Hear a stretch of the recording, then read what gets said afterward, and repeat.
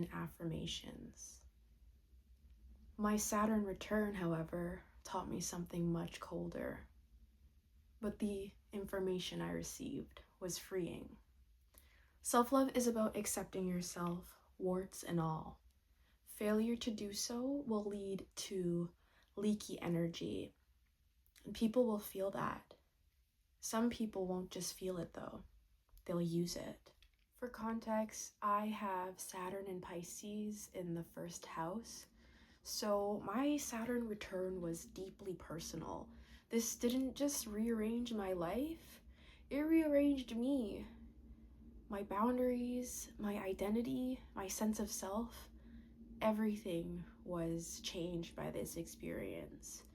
Now, you don't necessarily have to be interested or knowledgeable about astrology for you to get some useful information here. I like to think of astrology as a mirror, not a prison. So this just provides further context and color for you to follow along during this conversation. So here is the core lesson. Self-love is about loving all parts of yourself.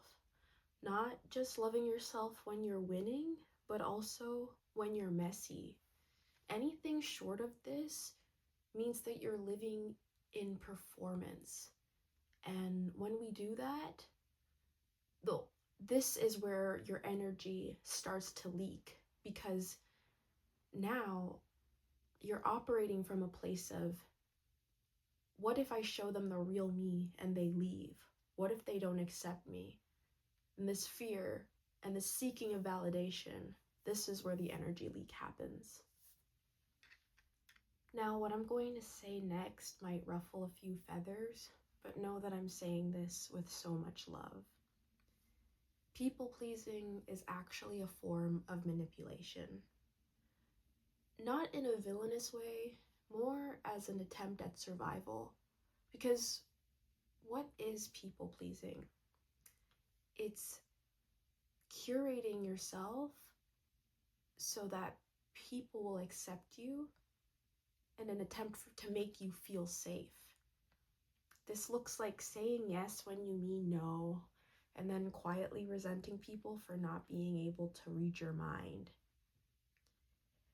It's you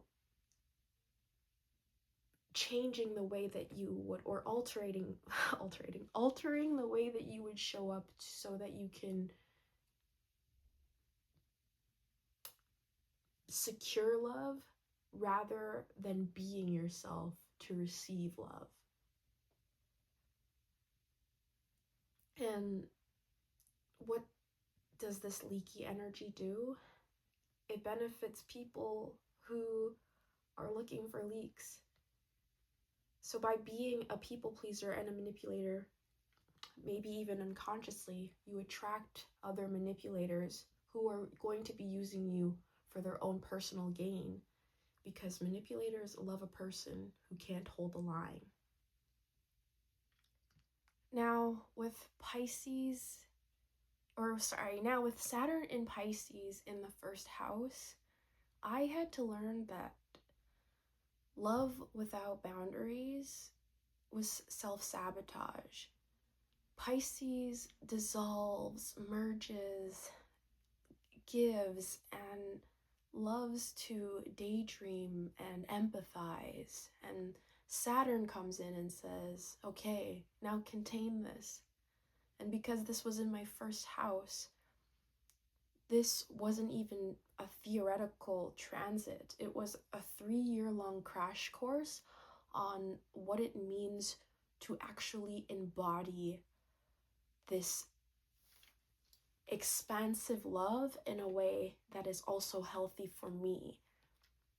So there were a lot of things that I couldn't take with me beyond this transit. I stopped trying to explain myself to people who were dedicated to misunderstanding me. I stopped offering intimacy to people who hadn't earned access to it. And most importantly, I stopped auditioning to be loved. Containment is self-love in action.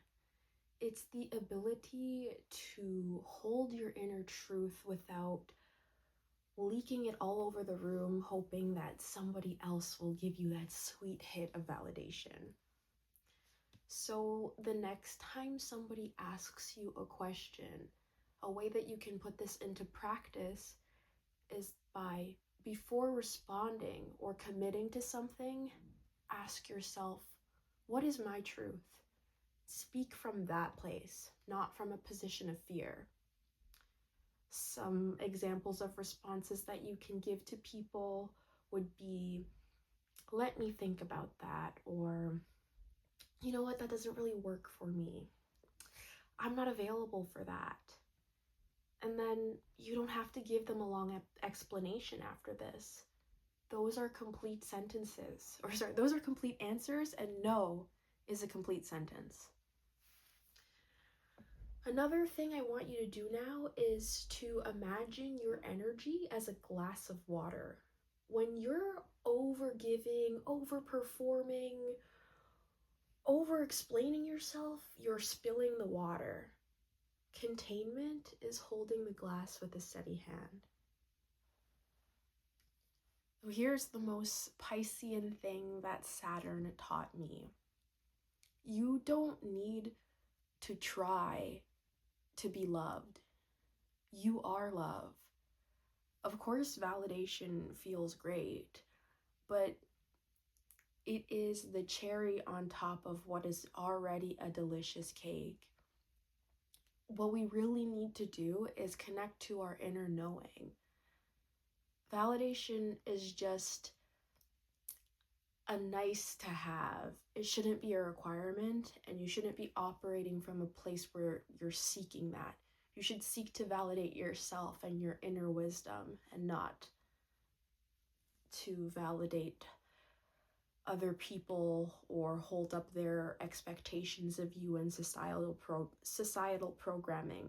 We really need to release ourselves of those things and connect to that voice within us, the one that, you've been stuffing down. You can't do that anymore.